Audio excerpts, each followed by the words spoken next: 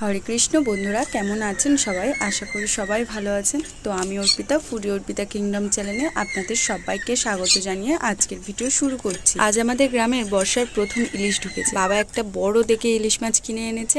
সবাই বলে ইলিশ মাছে পেঁয়াজ আদা এইসব দিলে নাকি বাজে লাগে। তো আজকে এই পেঁয়াজ আদা দিয়েই আপনাদেরকে একটা দুর্দান্ত স্বাদের রেসিপি দেখাবো। ভিডিওটা একটু স্কিপ না করে পুরোপুরি দেখতে থাকুন।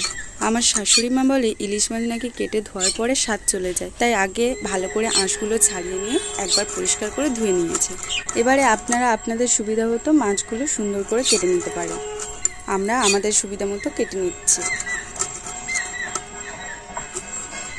কাটার পর আর একবার পরিষ্কার জলে একটু ধুয়ে নেবে। কড়াইতে সাদা তেল দিয়ে দিচ্ছি, আপনারা চাইলে সর্ষের তেলও ব্যবহার করতে পারেন। এবারে মাছগুলোকে পরিমাণ মতো নুন হলুদ মাখিয়ে গরম তেলে এক এক করে ছেড়ে দেবেন।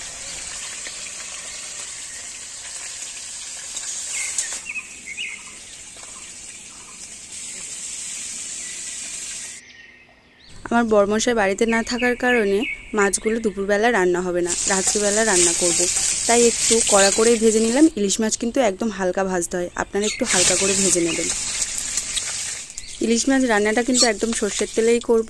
প্রথমে কড়াইতে সর্ষের তেল দিয়ে একটু কালো জিরে আর কাঁচা লঙ্কা দিয়ে দিলাম। আপনারা চাইলে একটু চিনিও অ্যাড করতে পারেন, টেস্টটা আরও দারুণ আসবে। তার উপরে পেটে রাখা পেঁয়াজ দিয়ে একটু নাড়িয়ে চাড়িয়ে ব্রাউন কালার চলে এলে আদা বাটা দিয়ে দেবো। আদা বাটাটা সুন্দর করে নাড়াচাড়া করার পর টমেটো বাটাটা দিয়ে দেবো। টমেটো বাটাটা একটুখানি নাড়াচাড়া করার পর 1 চা চামচ মতো হলুদ, 1/2 চা চামচ লবণ, 1/2 চা চামচ লঙ্কার গুঁড়ো দিয়ে ভালো করে মশলাটা কষিয়ে নিই। কষানোর পরে মাছগুলো একে একে দিয়ে দিন। এইবারে মাছ ভাজার সময় যেই মাছের তেলগুলো উঠেছিল সেগুলো দিয়ে দিন। দিয়ে হালকাভাবে মাছটাকে নেড়ে নিন যাতে মাছটা না ভাঙে। নাড়াচাড়া করা হয়ে গেলে মশলা ধোয়া জলটা দিয়ে দিন। মশলা ধোয়া জল না দিতে চাইলে ফ্রেশ জলও ব্যবহার করতে পারেন। জল দেওয়ার পর একটু ফুটে উঠলে সর্ষে আর পোস্ত বাটাটা দিয়ে দেবেন। দিয়ে মিনিট 3 ফুটিয়ে নেবেন। ফোটানো হয়ে গেলে অতি সাবধানে তরকারিটা নামিয়ে নিন। ব্যাস হয়ে গেল। রান্না থেকে কি সুন্দর গন্ধ ছেড়েছে গো। আসুন, অনেক বকর বকর করেছি, এবার একটু খেয়ে দেখা যাক কেমন হয়েছে রান্নাটা। উফ, তাড়াতাড়ি দাও, খিদে পেয়েছে। তার উপরে ইলিশ মাছ বলে কথা, আর সামলাতে পারছি না। একটু গ্রেভি নিয়ে ভালো করে ভাতটাকে মেখে একটু মাছ নিয়ে কাঁটা না ছেড়েই টপাস করে মুখে পুড়ে দিলাম।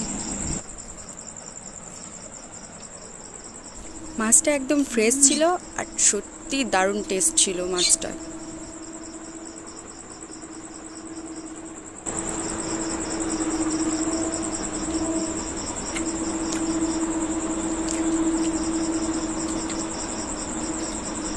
অসাধারণ টেস্ট হয়েছে বন্ধুরা,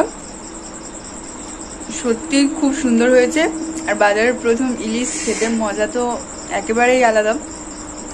তো বেশি আর কথা বাড়াবো না, ভিডিওটা ভালো লাগলে সাবস্ক্রাইব করে দিয়ে পাশে থাকবেন। দেখা হচ্ছে পরের ভিডিওতে। আজকের মতো টাটা সবাইকে।